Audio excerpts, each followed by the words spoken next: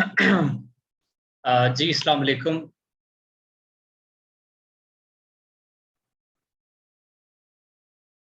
और ठीक है जी, तो आज की क्लास स्टार्ट करते हैं। लास्ट वीक हमने पढ़ा था कि कैसे आप अपनी राइटिंग को इजीली इम्प्रूव कर सकते हैं। राइटिंग स्किल्स के ऊपर मैंने टिप्स दिए थे। राइटिंग को बेहतर बनाने के लिए मैंने कुछ टिप्स दी थी। मैं आपको को थोड़ी सी दोहरा देता हूँ। उनमें से सबसे पहली चीज़ थी कि आप सिंपल राइटिंग करें। दूसरा था आप वोकैब सिंपल यूज़ करें। तीसरा था आप सिंपल सेंटेंसेस यूज़ करें। सिंपल सेंटेंसेस के टाइप्स जो है हम बाद में पढ़ेंगे किसी और क्लास में। लेकिन आज जो है ये जो राइटिंग के टिप्स हैं ये कंप्लीट मैं करवा दूंगा। उसके बाद मैं कोशिश करूंगा कि पैराग्राफ के ऊपर भी कुछ बातें मैं आपको बता दूं। और फिर पैराग्राफ का डेमो अगर आज मौका मिल सका 8 बजे तक, क्योंकि 8 बजे मेरी दूसरी क्लास होती है, तो उसके लिए फिर हो सकता है कि नेक्स्ट क्लास में हम वो मैं आपको डेमो दिखा दूं। तो राइटिंग के टिप्स मैंने क्या आपको बताए थे? Simple writing, simple vocab, simple sentences, tense भी आपका सिंपल होना चाहिए। यानी कि आप प्रेजेंट इंडेफिनिट या प्रेजेंट सिंपल टेंस यूज करें, पास्ट भी सिंपल यूज करें, हैव हैज के चक्कर में ना पड़ें, पार्टिसिपल के चक्कर में ना पड़ें। ठीक है। फिर मैंने लास्ट जो फिफ्थ पॉइंट अपना बताया था वो था शॉर्ट सेंटेंसेस लिखें। वर्बोसिटी को अवॉइड करें। वर्बोसिटी का मतलब होता है आप फिजूल में जो लफ्ज एक्स्ट्रा लगाते हैं सेंटेंस के शुरू में, सेंटेंस के बीच में, आगे पीछे कहीं पे भी हो सकते हैं वो वर्ड्स।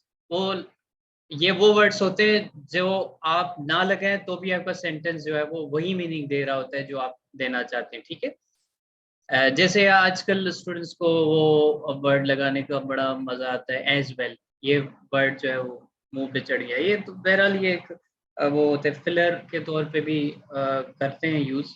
लेकिन इस तरह की जो एक्स्ट्रा बातें हैं जो आप ना लगाएंगे तो भी बात समझ आएगी। तो मकसद ये कि आपकी राइटिंग कंसाइज होनी चाहिए। इसी लिस्ट को मैं आगे बढ़ाऊंगा। अभी मैं आपके सामने स्क्रीन शेयर करता हूँ। ओके जी।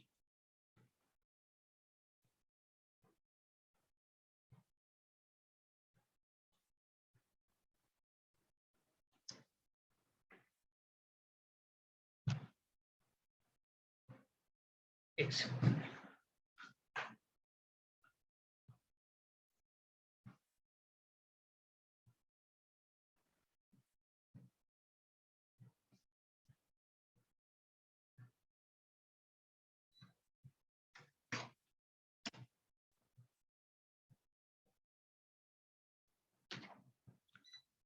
ठीक है जी, ये आपके सामने एक लिस्ट आ गई है। नीचे असाइनमेंट्स हैं, होमवर्क है, जो कि जिन्होंने उसका हिस्सा बने हैं वैल्यूएशन का।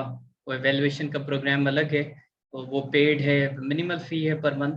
लेकिन हर क्लास के एंड में मैं आपको असाइनमेंट्स भी दिया करूँगा। अगर आप असाइनमेंट्स देना चाहते हैं तो उसके लिए पर्सनल इनबॉक्स कीजिएगा मुझे। जो एडमिन है ग्रुप का वो मैं ही हूँ। अच्छा जी, अब दूसरी बात ये है कि आज इस लिस्ट को आगे बढ़ाते हैं। पॉइंट नंबर 6 ये है कि आप अवॉइड करें वर्ड नॉट यूज करना। ठीक है। उसके अलावा एक और पॉइंट है कि आप कंटिन्यूस टेंस वाला जो कंटिन्यूस टेंस है उसको आप अवॉइड करें जिसमें आईएनजी होता है। ठीक है। अब मैं आपको नॉट वाली बात समझाता हूँ। देखें, प्रॉब्लम ये थी कि स्टूडेंट्स को जो है ना, क्योंकि आदत नहीं है बोलने की, तो वो ऐसा वर्ड जो कि एक दूसरे तरीके से लिखा जा सकता है लेकिन वो नॉट लगा के लिखते हैं। अब मैं मिसाल दूंगा तो आपको समझ आएगी। जैसे कि एक वर्ड है इम्पॉसिबल। ठीक है। तो अब ये जहन में स्टूडेंट्स के नहीं आ रहा, या फिर नॉट, या फिर अनक्लियर एक वर्ड है, अनक्लियर नहीं आ रहा तो वो नॉट क्लियर कहेंगे। इम्पॉसिबल अगर जहन में नहीं आ रहा तो नॉट पॉसिबल लिखेंगे। पता नहीं क्यों स्टूडेंट्स की आदत है नॉट लगाना। बल्कि ये हैं भी बड़े इजी सिंपल से वर्ड्स। जैसे कि इररेलेवेंट एक वर्ड है तो नॉट रेलेवेंट लिखेंगे। तो भैया जी, नॉट जो यूज आप करते हैं ना वो एम्फसाइज करने के लिए होता है, हर बार यूज करने के लिए नहीं होता। तो स्टूडेंट्स जो है विदाउट पर्पस इसको यूज करते हैं, यानी कि उनको एम्फसाइज नहीं करना करना होता कि नॉट इम्पॉसिबल या नॉट क्लियर या नॉट रेलेवेंट। उनको उनको राइटिंग में उनको याद नहीं आ रहा होता, जहन में नहीं आ रहा होता कि ये वर्ड भी यूज करना है। फ्लुएंसी का मसला है ना, तो वो प्रैक्टिस से आती है फ्लुएंसी। लेकिन आपने हमेशा, आप जब भी आप लिखना शुरू करेंगे तो आपने देखना है कि आप जो आप लिख रहे हैं उसमें नॉट वर्ड यूज ना करें, उसके जगह पे कोई वर्ड होगा उसको यूज करें। जैसे मैंने 3 मिसालें दी। फिर जब आप लिख भी लें तब भी आप चेक करें। तो इसी से रिलेटेड एक और पॉइंट है प्रूफ रीडिंग। चलो ऊपर वाला मैं आपको समझा लूँ कि avoid continuous tense. Continuous tense को आपने अवॉइड करना है वो इस तरीके से कि उसकी वजह क्या है, उसकी वजह भी यही सिंपल सेम है कि आप स्टूडेंट्स जो है वो इसको ओवर यूज करते हैं। कंटिन्यूस टेंस ओवर यूज कैसे होता है? स्टूडेंट्स को जो है ना, जैसे कि कोई एक चीज चल रही है, ठीक है, कंटिन्यूस टेंस में तो वही होता है ना जो काम चल रहा होता है, मौजूदा हो रहा होता है। तो आप कहते हैं कि Pakistan is facing an economic crisis. शायद मैंने कल ये पहले बताया हुआ है, नहीं ये नहीं बताया हुआ। तो पाकिस्तान आप क्या कहते हैं, मैं यहाँ पे लिख के देता हूँ। पाकिस्तान इज फेसिंग, हाँ ऊपर लिखा हुआ है ना वीक सेंटेंस, टेंस की बात की हुई है, तो सिंपल वही चीज है कि आपने इसमें लिखा Pakistan is facing an economic crisis. ये सेंटेंस जो है ये वीक है, ये बच्चों वाला सेंटेंस है। जो अच्छा फॉर्मल और एकेडमिक राइटिंग में, सीएसएस राइटिंग में चाहिए, वो आपका गुड सेंटेंस ये है कि आप लिखें कि Pakistan faces an economic crisis. ठीक है, दोनों का मतलब सेम है। यानी कि आप फेसेस एन इकोनॉमिक क्राइसिस आप कहते हैं तो उसका मतलब है पाकिस्तान को इकोनॉमिक मसाइल दरपेश हैं, पाकिस्तान इकोनॉमिक क्राइसिस को फेस कर रहा है। ठीक है, तो ये प्रेजेंट सिंपल टेंस है, आपने वो यूज करना है, कंटिन्यूस टेंस यूज नहीं करना। अब जब भी आप राइटिंग, आप मुझे असाइनमेंट्स भेजेंगे तो ये सारी चीजें मैं चेक करूंगा उसमें, अगर आपकी ये सारी चीजें नहीं होंगी तो फिर मैं आपको याद दिलाऊंगा कि आपने क्या गलती की है। फिर टेंसेस की भी गलती हो सकती है, टेंस कहीं पे कोई गलत सलत भी हो सकता है, लेकिन उसके ऊपर भी इंशाल्लाह मैं आपको गाइड दूंगा। लेकिन जो चीज राइटिंग के टिप्स के हवाले से मैंने बताई है, ये अगर फॉलो करेंगे तो खामखा आपकी लैंग्वेज खराब नहीं होगी, टेंसेस का इशू नहीं होगा। तो ये कहने का मकसद ये है कि आप ओवर यूज करते हैं इन चीज़ों को। ठीक है, तो आपने अवॉइड करना है कंटिन्यूस टेंस को। अच्छा जी, उसके अलावा ये था कि प्रूफ रीड करना है आपने हमेशा, जब भी लिखें तो प्रूफ रीड ज़रूर करें। प्रूफ रीड अगर आप नहीं कर रहे, समझो आप अपना नुकसान कर रहे। प्रूफ रीड करें जब भी आप कोई टेक्स्ट भेज रहे हो, चैट कर रहे हो किसी के साथ, कोई सबमिशन किसी भी किस्म की करनी है, असाइनमेंट्स की। एग्ज़ाम तो बहुत बड़ी बात होती है, एग्ज़ाम तो आप पता नहीं कितने साल लगा के उधर जाते हो एग्ज़ाम में, CSS हो, PMS हो, PCS हो, कोई भी हो, तो या यूनिवर्सिटी एग्ज़ाम हो। तो वहां पे अगर आप इस तरह की कोताही करेंगे ना तो प्रूफ रीडिंग में आप करें अपनी, उसमें आपको पता चलेगा you are making silly mistakes. और committing silly mistakes is not acceptable to CSS examiners. वो कहेंगे ये नॉन सीरियस बंदा है, ठीक है, और इसको मतलब ये इतनी छोटी छोटी मिस्टेक्स अगर कर रहा है तो फिर क्या इदारे हमारे चलाएगा। तो ये बात आपने जहन में रखनी है कि छोटी छोटी मिस्टेक्स नहीं करनी। और जब आप एक बार जल्दी, क्योंकि हमें जल्दी में लिखना होता है, एक बार आप जल्दी में लिख जाते हैं ना तो उसमें सिली सिली मिस्टेक्स हो ही जाती हैं। जैसे कि इट्स और इट्स का फर्क मैं आपको अभी दिखाता हूँ। एक फर्क, इसका मतलब क्या होता है, इसका ये कॉन्ट्रैक्शन है इट इज की, ठीक है। दूसरा होता है इट्स, ये पजेसिव प्रोनाउन है, ठीक है। इसको आप कहते हैं पोजीशन शो करवाते हैं, यानी कि इट पाकिस्तान या फिर फहाद इज एक सेकंड में यहाँ पे लिखता हूँ, मुझे समझ नहीं आएगा ऐसे। Fahad is cleaning washing its car, ठीक है। तो ये आपका इट्स जब आपके आया तो ये पोजीशन शो हो रही है कि ये अपनी गाड़ी धो रहा है, इसकी अपनी है, ठीक, फहाद की, बल्कि यहाँ पे तो हिज आएगा। मैं आपको इट्स अगर बताऊं तो इट्स में हम कोई और सेंटेंस यूज कर लेते हैं।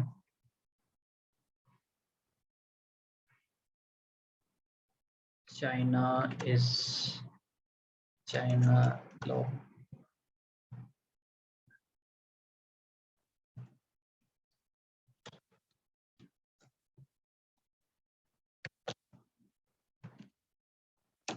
ठीक है, अब देखें, इसका मतलब है कि चाइना ने अपनी इकोनॉमी पेंडेमिक के दौरान बंद की, ठीक है। तो इट्स यहाँ पे शो हो रहा है कि ये पोजीशन है चाइना की अपनी इकोनॉमी के को डिनोट कर रहा है, ठीक है, पॉजिटिव प्रोनाउन उसको बोलते हैं। अच्छा, तो ये आपने जहन में रखना है कि जब आप जल्दी जल्दी लिखते हैं तो इस तरह की मिस्टेक होती है। इट्स का फर्क नहीं पता होता कभी कभार, लेकिन कभी कभार पता होता है तो आप मिस्टेक कर लेते हैं। उसके अलावा मैंने आपको एक चीज कही थी कि कॉन्ट्रैक्शन आपने उसके अंदर यूज नहीं करनी, ठीक है। CSS राइटिंग में वैसे ही कॉन्ट्रैक्शन यूज नहीं करनी, अवॉइड कॉन्ट्रैक्शन। कॉन्ट्रैक्शन का क्या मतलब है? कॉन्ट्रैक्शन का मतलब ये है कि आई एम नहीं लिखेंगे, डोंट यूज, यहाँ पे भी मैंने कॉन्ट्रैक्शन ही लिखी, आई एम के बजाय फुल लिखो आई एम, ए एम, ठीक है। फिर आप डोंट लिख रहे हो तो वो भी गलत है, आप कांट लिख रहे हो तो भी गलत है, ठीक है। ये एकेडमिक राइटिंग का इशू है, वैसे तो कैजुअल राइटिंग में चलता है, लेकिन CSS में अवॉइड करना है। दिस चीज इज पास्ट, इट्स, ठीक है। तो एक सेकंड में ये थोड़े लिंक शेयर कर दूं, मैसेजेस आ रहे हैं मुझे।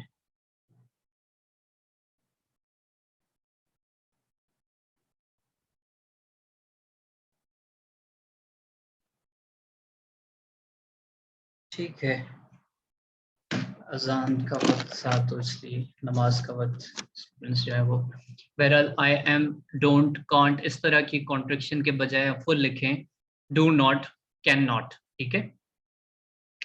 और क्या कर रहे हैं आपने?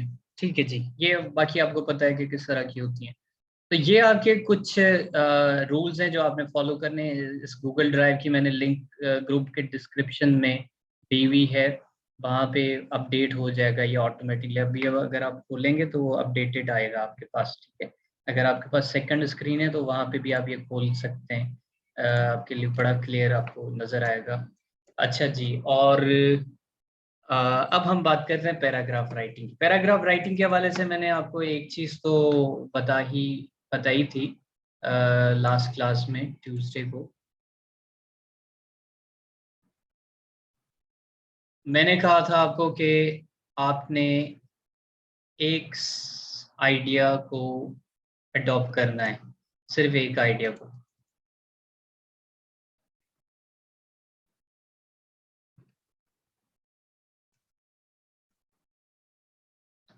और ये बहुत क्रूशल है चीज़। पैराग्राफ आप चाहे 10-11 जो भी होते हैं, ऐसे के अलावा सब्जेक्ट्स होते हैं, CSS के रिटन पेपर्स, तो उसमें आप देखते हैं कि आपको आंसर लिखने होते हैं, वो पैराग्राफ के फॉर्म में होते हैं। फिर ऐसे के अंदर भी आप देखें तो ऐसे के अंदर भी आपके जो ऐसे की पूरी बॉडी होती है वो पैराग्राफ्स वाली होती है। तो आपने ये जहन में रखना है कि पैराग्राफ आपका, एक सेकंड में वाईफाई कनेक्शन अपना चेंज कर दूं, ये थोड़ा स्लो चल रहा है। पैराग्राफ राइटिंग, ठीक है जी। पैराग्राफ राइटिंग का स्ट्रक्चर और रूल्स वगैरह मैं आपको बताता हूँ। तो पहली बात यह कि मेन आइडिया जो है आपका एक होना चाहिए पर पैराग्राफ, और वो लिखा होना चाहिए in the first lines. First lines यानी कि पहली लाइन में हो तो बहुत अच्छा है, वरना दूसरी लाइन में होना चाहिए लाजमी। ठीक है, बीच में नहीं होना चाहिए। अब स्टूडेंट्स क्या गलती करते हैं कि आप बिना सोचे स्टार्ट करते हैं लिखना, आपको जो आता है वो लिखना स्टार्ट करते हैं। आप एग्जाम्पल से शुरू करते हैं, आप कोटेशन से शुरू करते हैं, आप एक्सप्लेनेशन से शुरू करते हैं, आप उल्टा होता है वो। ठीक है, आपका इस तरह तरीके से नहीं लिखा जाता एकेडमिक राइटिंग में। आप बड़े बड़े इंटरनेशनल बुक्स उठा लें, वहाँ पे पैराग्राफ राइटिंग का जो स्टैंडर्ड है वो ये होता है कि पहले आपका मेन आइडिया आता है, फिर आपकी आती है सपोर्टिंग डिटेल्स। लेकिन एक बात और भी बता दूं कि बड़े बड़े राइटर्स जो हैं उनके पास लिबर्टी होती है। ठीक है, वो किसी किसी टाइम वैरायटी चेंज करने के लिए पैराग्राफ को के मिडिल में भी दे देते हैं मेन आइडिया, और एंड में भी दे सकते हैं, तो आप भी दे सकते हैं। लेकिन आपने 90+% आपने हमेशा पैराग्राफ जो लिखना है वो इस सीरीज में, इस सीक्वेंस में लिखना है कि आपका मेन आइडिया ऊपर आना चाहिए। अब मेन आइडिया को और क्या कहते हैं? मेन आइडिया को और बोलते हैं टॉपिक सेंटेंस, यानी कि जिस टॉपिक पे आप लिख रहे हैं उस टॉपिक के ऊपर उस वो टॉपिक का सेंटेंस जो है वो आपका उसमें होगा पहली लाइन में। तो यानी कि मेन आइडिया आपका होगा। अब जहन में रखें कि अगर एग्जाम्पल मैं आपको दूं कि एनर्जी क्राइसिस के कॉजेज बताएं, तो अब आप यहाँ पे ये मत समझिएगा कि आपका इंट्रोडक्शन आप लिखेंगे उस पैराग्राफ में, या इंट्रोडक्टरी लाइन लिखेंगे कि energy crisis is the shortfall of energy, जो कि वैसे भी पाकिस्तान के हवाले से गलत है डेफिनेशन। लेकिन आप मतलब जनरल सी बात नहीं लिखेंगे, आप स्पेसिफिक लिखेंगे। आपने उस पैराग्राफ में जो स्पेसिफिक पॉइंट उठाया है उसके ऊपर आप लिखेंगे। जैसे कि आप कहेंगे कि one of the causes of energy crisis in Pakistan is lake of planning. ठीक है, या मैं यहाँ पे आपको डेमो भी साथ साथ देता जाता हूँ। वन ऑफ द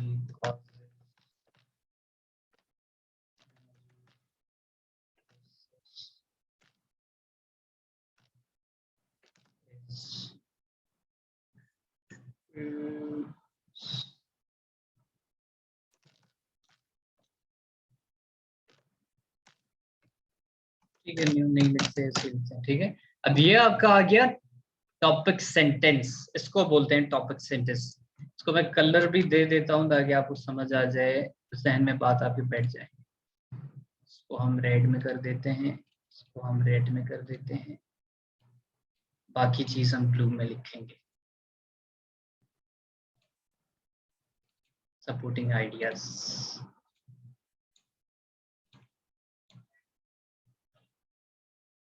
ओके जी, तो ये आपका आ गया टॉपिक सेंटेंस। अब इसको आपने अब सपोर्ट करना है, जो आपने बात कही है कि भाई डैम्स की वजह से, डैम्स भी वो एक वजह है जिसकी वजह से एनर्जी क्राइसिस हुआ है। तो आपको ये पता होना चाहिए कि आप ये आर्गुमेंट जो दे रहे हैं उसकी वजह क्या है। ठीक है, वाई का आपने जवाब देना है, क्यों आप ऐसा समझते हैं कि डैम जो है वो वजह है। तो आप यहाँ पे लिखेंगे कि इन 1960s या इन हाँ ठीक है, इन 1960s या in the starting 3 decades Pakistan made use of hydro resources या water resources, constructing dams which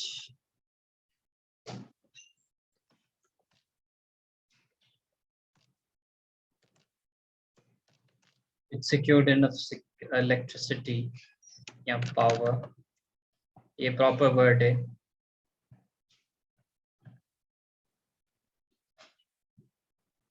ठीक है, वर्बोसिटी को खत्म करते हैं। ठीक है, अब मैं ये कहूँगा कि हाउएवर, आज की सूरत हाल मैं लिख लेता हूँ, उसके बाद आपको एक्सप्लेन करता हूँ। However during last 4 decades.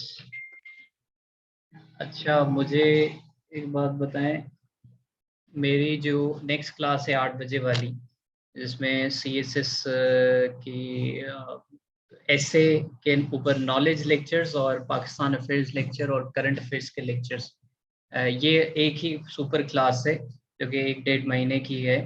पिछले वीक ही स्टार्ट हुई, 2-3 क्लास हो गई हैं, क्लासेस रिकॉर्डिंग भी मौजूद है। तो वो अगर आप ज्वाइन करना चाहते हैं तो मुझे इनबॉक्स कीजिएगा।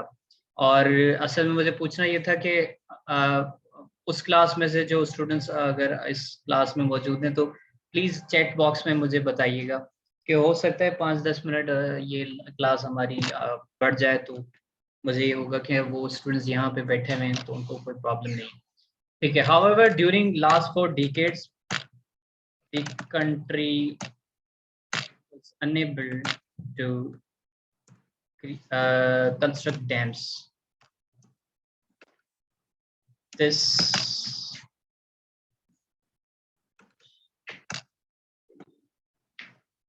generation, source of power generation to fossil fuels imported on imported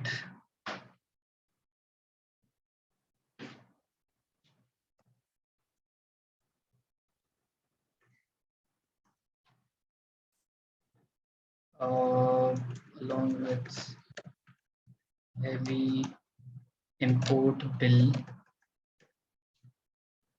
causing current account या trade deficit also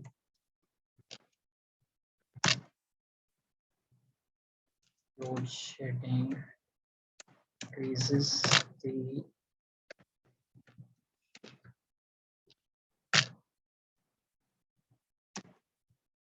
power tariff during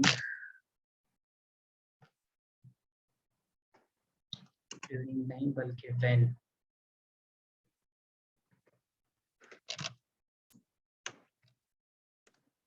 oil petroleum products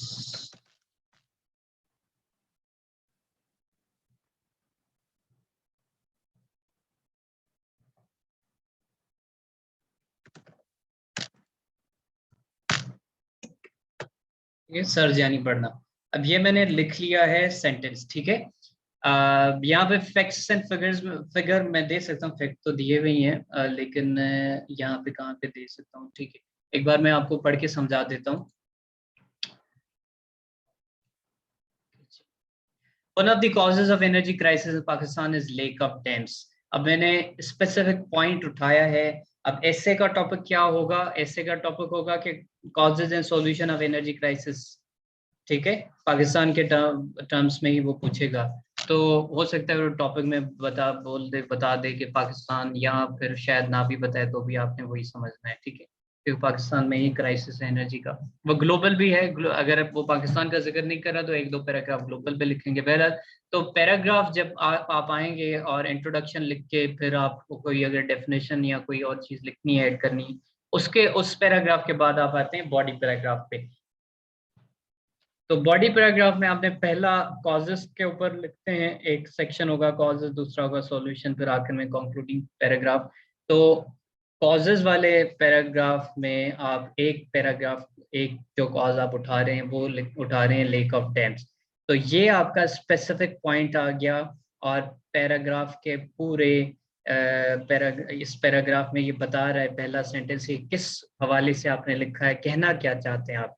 यानी कि अगर कोई एग्जामिनर आपका पूरा पैराग्राफ ना भी पढ़ना चाहे, अगर आप कोई किताब लिख रहे हैं, कोई स्टूडेंट के पास टाइम नहीं है, वो सिर्फ पहली लाइन पढ़ना चाहे आके उसकी आपके पैराग्राफ्स की, तो उसको समझ आ जाएगा कि कौन से कॉजेज हैं या कौन सी।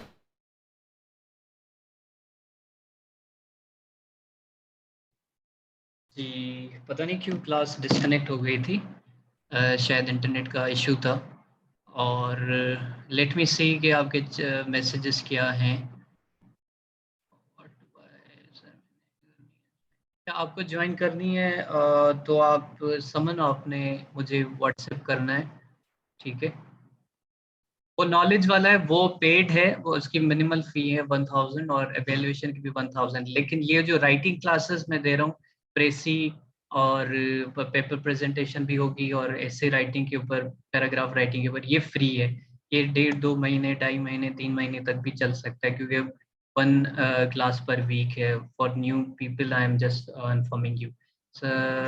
नेक्स्ट नेक्स्ट क्लास ज्वाइन करने की जरूरत नहीं है। समन आप जिस ग्रुप में हैं उसी में आपका ये वाली लिंक आ जाएगी, वीकली क्लास होगी, डिस्क्रिप्शन में भी लिंक दी हुई है। हमीदुल्लाह भाई, थैंक यू। आप प्लीज अपना वो वीडियो आप बंद कर सकते हैं। लाइट गई, एक सेकंड।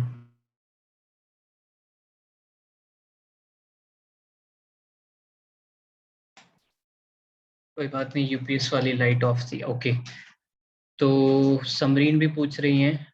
हाँ ठीक है, काफी स्टूडेंट्स का पहला लेक्चर है तो मैं आपको बता देता हूँ कि क्या चीज़ है। अ, फिर मैं पैराग्राफ के ऊपर आता हूँ। देखें जी, ये जो राइटिंग की क्लासेस मैं दे रहा हूँ ये बिल्कुल फ्री है, इसमें कोई आपको फी नहीं देनी। आप अगर ग्रुप में हैं, ज्वाइंड हैं, और ये कौन सा ग्रुप है, एक ये वाला ग्रुप है, ऊपर आप पढ़ सकते हैं, फ्री राइटिंग सेशन 2, और ये दूसरा ये ग्रुप है,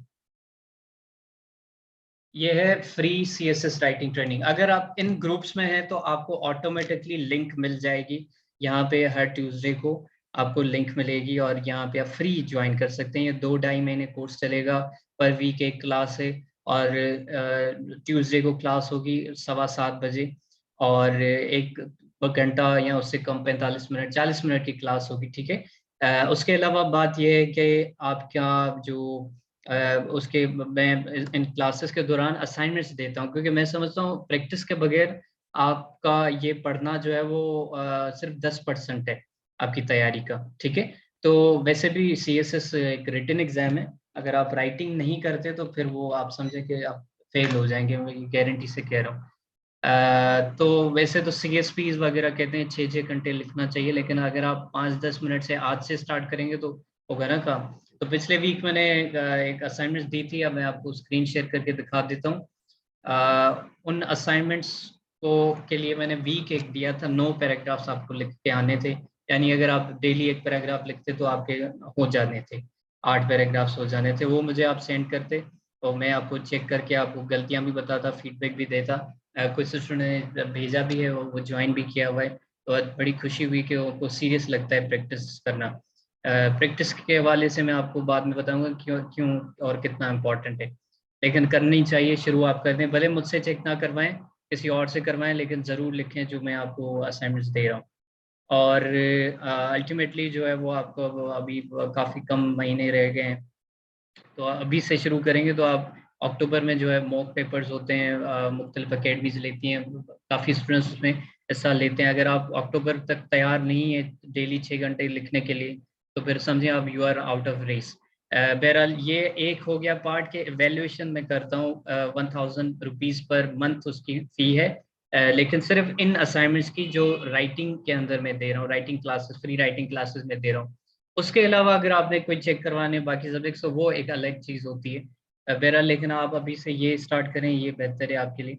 और दूसरा ये कि नॉलेज के ऊपर भी लेक्चर्स देता हूँ मैं, यानी कि ऐसे के जो टॉपिक्स हैं उनके ऊपर लेक्चर देता हूँ। जैसे कि कल या मतलब लास्ट एक क्लास थी, उसके ऊपर मैंने दिया था, शायद एनर्जी क्राइसिस के ऊपर दिया था मैंने, नहीं आईएमएफ के ऊपर दिया था, ये जो ग्लोबलाइजेशन वाला ऐसे आया था 2021 और 2022 में, उसके ऊपर मैंने लेक्चर दिया था। तो वो यानी कि आप ऐसे कि नॉलेज आपको वैसे सर्च करना मुश्किल हो जाता है, मटेरियल भी ढूंढना, मटेरियल रीडिंग वगैरह भी मिलती है, और आपको असाइनमेंट्स और नोट्स भी मिलते हैं, तो साथ में आपको एक लेक्चर लेक्चर मिल जाते हैं। तो 8 बजे क्लास होती है, लेकिन आज देखते हैं कि 5 10 मिनट बाद में वो स्टार्ट करूंगा। अगर आप उसको ज्वाइन करना चाहते हो तो जल्दी में इनबॉक्स मुझे कीजिएगा इस क्लास के खत्म करने के बाद। उसकी फीस सिर्फ 1000 है। वो 1-1.5 महीना चलेगा, 8 से 9 बजे की क्लास है। चलो एडवर्टाइजमेंट बहुत हो गया, I am very sorry. Students ने पूछा था वरना मैं नहीं बताता ये चीज़, ठीक है।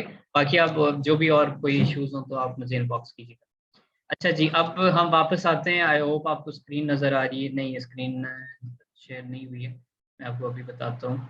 अभी हमारे पास 7 मिनट्स हैं, इसके अंदर हम इसको कोशिश करेंगे कि एंड करें, वरना ये क्योंकि 40 मिनट्स की क्लास होती है, लिमिटेड है जूम का वर्जन, तो ऑटोमेटिकली बंद हो जाती है। तो एंड में मैं आपको बताऊंगा कि अब मैं रीस्टार्ट 5 मिनट के लिए और कर पाऊंगा या नहीं इस क्लास को।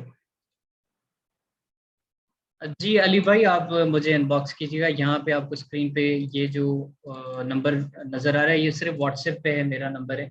इसको आप करें मैसेज। अच्छा जी, अब मैं आपको ये बता रहा था, ये कंप्लीट हमने नहीं किया। तो मैंने कहा कि मैंने ये टॉपिक सेंटेंस स्पेसिफिक दिया हुआ है कि ये लेक ऑफ डैम्स की वजह से हमारा कॉज है, ठीक है। एक वजह ये भी है, बाकी 10-12 और भी वजूहत हैं। तो ये मैंने जब दे दी तो ये मेरा मेन आइडिया है, मेरा स्पेसिफिक पॉइंट है, मेरा टॉपिक सेंटेंस। इसको मैंने पहली लाइंस में लिखा है। इससे फायदा ये होता है कि एग्जामिनर इम्प्रेस होता है, उसको पता चलता है कि आपको इंटरनेशनल स्टैंडर्ड आता है राइटिंग का, एकेडमिक राइटिंग आती है। फिर उसके पास क्योंकि 4 मिनट है आपका पूरा ऐसे का पेपर लिखने में, जिसके लिए आप 2-3 साल आपने मेहनत की है, आपने क्लासेस ली हैं, आपने कई बुक्स पढ़े होंगे, आपने 3 घंटे बैठ के उसको बड़े प्रेशर में लिखा है, वो सिर्फ 4 मिनट देगा। तो 4 मिनट देगा, तो अगर आपका ये वाला आप तरीका इस्तेमाल नहीं करेंगे, इस सीक्वेंस में नहीं लिखेंगे, तो फिर तो आप गए काम से, ठीक है। तो यानी इसका मतलब ये कि वो स्किम करेगा, सर्वे करेगा। 2-3 पहली बात तो ये कि इंट्रोडक्शन देखा, अगर इंट्रोडक्शन ठीक नहीं है तो फिर सिर्फ वो पेजेस टर्न करके बंद कर देगा। तो वो इंट्रोडक्शन भी मैं आपको सिखाऊंगा, डोंट वरी, वो भी इस क्लास फ्री क्लास का हिस्सा है। लेकिन इंट्रोडक्शन में आपका पास हो जाते हैं, आउटलाइन में आप वो पास कर देता है आपको। उसके बाद फिर वो ध्यान देता है कि अब मैं पैराग्राफ चेक करूं। फिर पैराग्राफ्स डिफाइन करते हैं कि ये उसको 39 मिलने या 40 मिलने, या फिर 45 या 50 मिलने या 60 मिलने, ठीक है। मैंने दिया था अपनी जॉब के ड्यूरेशन में 2021 का टेस्ट, और मैं पास भी हुआ था पूरा एग्जाम। मैंने सारे सब्जेक्ट क्लियर किए थे। एग्रीगेट मेरा कम था, इसलिए I couldn't make it to the interview. मैं अपने प्रीवियस क्लासेस में दिखाता भी हूँ अपनी वो डीएम, लेकिन आज हमारे पास इतना टाइम नहीं है तो इसको छोड़ देते हैं। लेकिन मेरा जो है वो एक राइटिंग का न्यूज़ एडिटर के होने के नाते से भी तजर्बा है, और उसके साथ साथ ये काफ़ी मैं मतलब लर्निंग की हुई है, मैंने फ्रीलांसिंग भी की हुई है। फॉरेन यूनिवर्सिटीज़ के लिए मैं असाइनमेंट्स भी की हुई हैं और करता आया हूँ। तो वो तो बड़ी उनकी हाई लेवल की होती है ना, तो वहाँ पे भी मुझे बड़े अच्छे रिस्पॉन्स आता है, फीडबैक अच्छा आता है। तो एसेज वगैरह लिखना वो बड़ा मतलब इजी हो जाता है। बहरहाल, तो ये आपकी अब ये है कि CSS आपका नहीं भी होता तो आप राइटिंग कर सकते हैं, कंटेंट राइटिंग, फ्रीलांसिंग या एकेडमिक राइटिंग, आप कर बहुत सारे अपॉर्चुनिटीज खुलती हैं। मैं अब सिर्फ आपको मोटिवेट कर रहा हूँ। बहरहाल, तो ये आपका टॉपिक सेंटेंस आ गया। इसके बाद आप सपोर्टिंग डिटेल्स लिखते हैं। सपोर्टिंग डिटेल्स में आप एक्सप्लेनेशन देते हैं, एग्जाम्पल देते हैं, रेफरेंस देते हैं, कोटेशन देते हैं। आप मजीद बताते हैं कि क्यों आप इसको कह रहे, वजह बताते हैं, ठीक है। वाई का जवाब देते हैं कि आपने पहली लाइन क्यों लिखी है, क्या वजह है कि ये आपने आर्गुमेंट दिया है। और इसी वजह से आपका आर्गुमेंट भी अच्छा होता है अगर आप ये पैराग्राफ राइटिंग करते हैं। यानी कि पैराग्राफ तो वो सॉरी आर्गुमेंट तो वो अच्छा होता है ना, जो आप एक बात सिर्फ खोखली ना करें, आप उसके पीछे बुनियाद भी दें, आप फाउंडेशन बनाएं, आप वजह बताएं, एविडेंस दें। तो एविडेंस है ये, एक्सप्लेनेशन है ये। तो मैंने कहा कि इन the starting 3 decades Pakistan made use of its hydel resources by constructing dams which secured enough power। मैंने कहा कि शुरू वाले 3 decades में पाकिस्तान ने अपने हाइडल रिसोर्स का इस्तेमाल करते हुए डैम्स बनाए, जिसकी वजह से हमने पावर जो है वो पावर का मसला हल कर लिया, या पावर जनरेशन हासिल कर ली, पावर को सिक्योर कर लिया, ठीक है। फिर मैं कहूँगा कि However, during last 4 decades, अब मैं एक और बात कह रहा हूँ, टर्निंग पॉइंट लेके आ रहा हूँ। However, लेकिन during last 4 decades, the country was unable to construct dams। पर पिछले 40 सालों में हमने कोई डैम्स नहीं बनाया, या हम कह सकते enable to construct big dams, ठीक है, लार्ज डैम्स या बिग डैम्स, ठीक है। तो अगली बात फिर मैंने कहा कि this shifted the source of power generation to fossil fuels. अब देखो मैंने कहा कि सोर्स ऑफ पावर जनरेशन जो है, जिससे पावर जनरेट हम करते हैं, वो एलएनजी से करने लगे हैं अभी, वो भी इम्पोर्टेड होती है। और डीजल से होता है, गैस से होता है। फिर ये सबसे ज्यादा 60-70% इससे होता है, फिर बाकी हाइडल से है। और फिर लेस देन 5% जो है रिन्यूएबल एनर्जी से, जिसमें सोलर, वो बेगेस है आई थिंक, और कचरे से बनाना, और उसके अलावा सोलर विंड, ये सारी चीजें। ठीक है, तो रिन्यूएबल बड़ा कम है। अब आप अगर अगला वो जब आप सॉल्यूशंस के ऊपर आएंगे तो आप रिन्यूएबल का वहाँ पे यहाँ पे कनेक्ट कर सकते हैं कि हमें रिन्यूएबल क्यों बनाने चाहिए, और उसकी वजह आप कहेंगे कि मैंने ये पहले डिस्कस किया हुआ है। ठीक है, तो ये आप, मैं ये कह रहा हूँ कि क्योंकि पिछले 40 सालों में हमने डैम्स नहीं बनाए, क्योंकि डैम्स का पानी तो पाकिस्तान के अंदर ही था, उसको खरीदने के लिए तो कोई पैसे नहीं चाहिए थे, सिर्फ एक डैम बनाना था, और फिर उसके लिए सोर्स, मतलब हमें नहीं चाहिए था कि जिस तरीके से डीजल लेना पड़ता है ना बाहर से, वो लेने की आज जरूरत नहीं पड़ती। लेकिन अनफॉर्चुनेटली उन्होंने डैम्स बनाए नहीं, 80s से आप शुरू करें तो नहीं बनाए, ना जिया ने, ना बेनज़ीर ने, ना नवाज शरीफ ने, ना मुशर्रफ ने, और फिर अगेन जरदारी और नवाज ने नहीं बनाया। फिर फाइनली खान साहब ने रियलाइज किया कि ये ज़रूरी है, उन्होंने बनाना शुरू किया। लेकिन प्रॉब्लम ये कि अब देर हो चुकी है काफ़ी। बहरहाल, तो this shifted the source of energy to fossil fuels which are imported. अब मैंने यहाँ पे ये भी मेंशन करवाया कि इम्पोर्टेड है। Class we have only one less than a minute, please इसको रीज्वाइन कीजिएगा, हम 5 मिनट और पढ़ेंगे। ठीक है, फिर मैं आपको असाइनमेंट्स भी दूंगा। असाइनमेंट्स में आपको उसके व्हाट्सएप में भी दे दूंगा, लेकिन यहाँ पे भी थोड़ा डिस्कशन होगा। तो along with heavy import bill causing a trade deficit, it also increases the load shedding and power tariff when the prices of petroleum products surge in the international market। यहाँ पे मैं लिख सकता हूँ, मैंने कहा कि हेवी इंपोर्ट बिल जो कि बड़ा बड़ा तजारती खसारा बना रहा है, उसके अलावा ये लोड शेडिंग भी बढ़ा रहा है, और पावर का जो नर्क है, जो प्राइजेस हैं, जो इलेक्ट्रिसिटी का बिल है, वो भी बढ़ने लगा है। वो भी बढ़ता है जब पेट्रोलियम की